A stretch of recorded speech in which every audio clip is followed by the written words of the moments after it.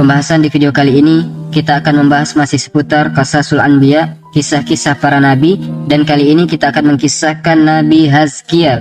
Di dalam surah Al-Baqarah ayat 243, Allah Subhanahu wa taala berfirman, "Tidakkah kau lihat kepada orang-orang yang mereka keluar dari rumah-rumah mereka dan jumlah mereka sangat banyak, ribuan orang, karena menghindari kematian.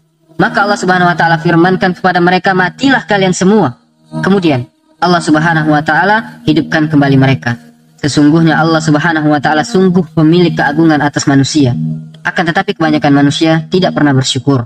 Surah Al-Baqarah ayat 243 ini teman-teman, ulama tafsir mengatakan bahwa ini isyarat kepada kisah seorang nabi yang bernama Hazkiel atau Nabi Hazkiel.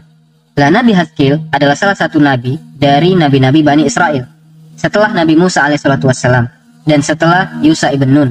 Setelah berhasil Musa alaihissalam melewati Laut Merah, kita tahu Bani Israel ini kaum yang suka membangkang. Kemudian setelah Musa alaihissalam meninggal dunia, estafet dakwah dilanjutkan ke Nabi Yusha ibn Nun.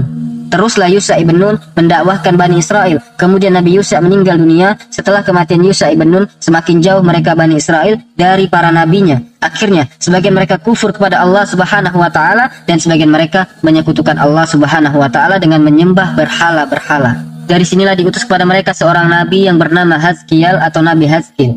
Diutus kepada mereka Nabi Hazkiel, tantangan berat karena mendakwahkan dakwah tauhid. Dan memang setiap nabi tugas mereka adalah mendakwakan dakwah tauhid, karena itu tugas pokoknya. Dan kami utus pada setiap umat seorang rasul, tugasnya mengajak manusia sembahlah Allah dan jauhi sesembahan daripada Allah alias tauhid. Itulah tugasnya Nabi Hazkiel di kala itu, mengajak manusia kembali kepada tauhid.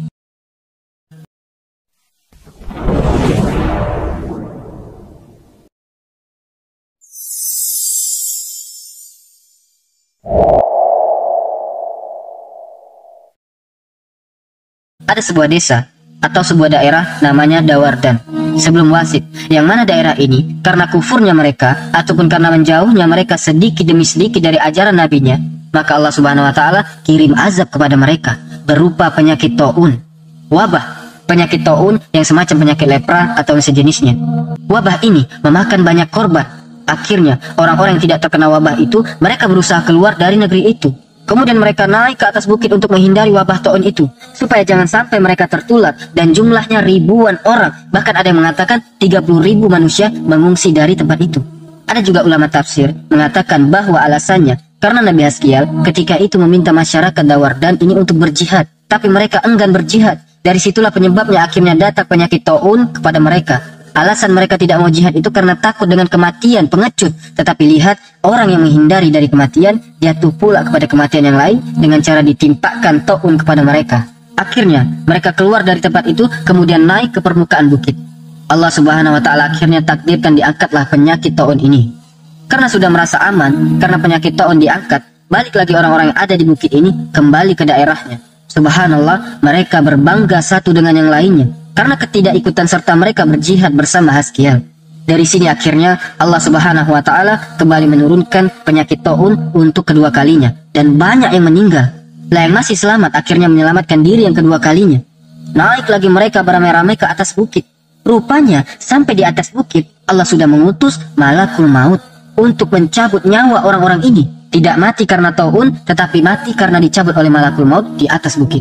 Itu namanya al-hadzaru la yamna'ul khazar. Menghindar dari kematian tidak bisa lepas dari takdir kematian. Anda boleh menghindar dari penyakit taun, rupanya takdir kematian sudah ada di bukit menunggu Anda. Dari sini Allah Subhanahu wa taala berfirman, "Tidakkah kau lihat orang-orang yang keluar dari negeri-negeri mereka, dari rumah-rumah mereka, dan jumlah mereka banyak sekali. Kenapa mereka keluar?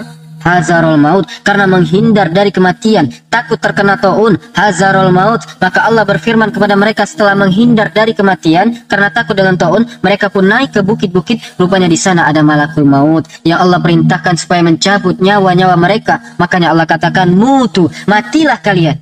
Akhirnya semua orang yang mengungsi dari tempat itu karena takut terkena taun, mereka semua mati di perbukitan. Mayat-mayat mereka bergelimpangan di mana-mana. Bukit itu penuh dengan jasad-jasad yang tidak bernyawa. Berhari-hari, berminggu-minggu, berbulan-bulan, bertahun, akhirnya jasad itu jadi tulang belulang. Akhirnya Nabi Hazkiel lewat ke bukit itu. Dilihatnya banyak tulang, karena jasad manusia yang bergelimpangan di mana-mana. Akhirnya Allah Subhanahu wa taala berfirman kepada Nabiullah Hazkiel alaihi salatu wassalam, Wahai Haskiel, maukah aku tampakkan kepadamu, aku hidupkan kembali mereka di hadapanmu? Maka Nabi Haskiel mengatakan, na'am ya Rob, tentu ya Rob. Bagaimana caranya engkau hidupkan mereka ya Rob? Faqila lahu, maka dikatakan kepadanya, nada, panggillah mereka. Fanada, makanya Nabi Haskiel pun memanggil, ya ayyatuhal idham, innallaha ya'muruka an tastama'i. Wahai tulang-tulang, sesungguhnya Allah memerintahkan kamu an tastama'i, agar kalian berkumpul. Maka tiba-tiba tulang-tulang itu keluar dari berbagai tempat di daerah bukit itu, kemudian menyatu satu dengan yang lainnya.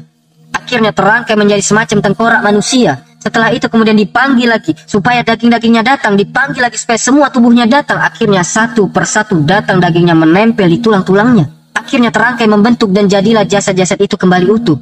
Dari sini kemudian Nabi Haskiel diperintahkan Allah untuk memanggil ruhnya. Maka dipanggillah ruhnya. Akhirnya datanglah ruh dari mana-mana kemudian masuk lagi ke dalam jasadnya. Orang-orang yang mati di perbukitan itu Allah takdirkan hidup kembali. Disinilah Allah mengatakan dalam Al-Quranul Karim, summa ahyahum. Kemudian kami hidupkan kembali mereka. Ketika mereka hidup, semua berteriak seolah-olah kiamat telah tiba kepada mereka.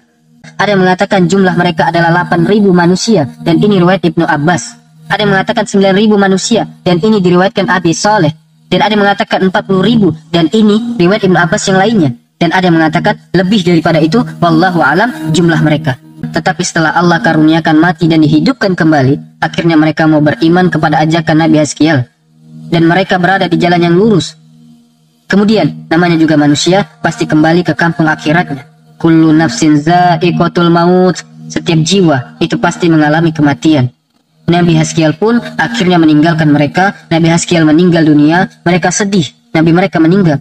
Tapi rupanya, lambat laun, sedikit demi sedikit, mereka pun kembali mulai kufur. Subhanallah, padahal mereka sudah pernah diwafatkan, mereka tahu rasanya, kemudian Allah hidupkan mereka lagi, tapi kemudian kufur kembali. Itulah Bani Israel.